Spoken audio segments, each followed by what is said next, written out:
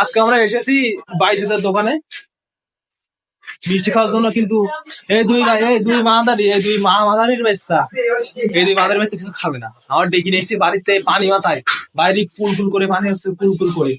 এই দেখো আমাদের এলাকার গাঁদর কমিটির সেক্রেটারি বসে আছে এখানে, বাইজিৎ, এখানে বাইজিৎ আছে। বাইজিৎ কাছে মিষ্টি চাইছে, 500 টাকা মিষ্টি দিচ্ছে না, এটা কি করা উচিত? বন্ধু আমাদের একটা মিষ্টি দাও, একটা মিষ্টি দাও। আমরা এই তিনজনে বসে আজকে মিষ্টি খাবো।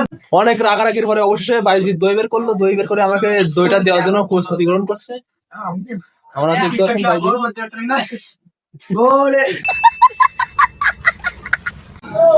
আপনারা দেখতে পাচ্ছেন বাইজিৎ ইতিমধ্যে দই শুরু করেছে। বাইজিৎ দই যেন কম দিস নি, কম দিলে বলে জবাব দিতে হবে কি আমাদের ময়দানে। আসলে বাইজিৎ একটা ভদ্র ছেলে, আমাদের এলাকার শান্ত ছেলে, দেখতে পাচ্ছেন।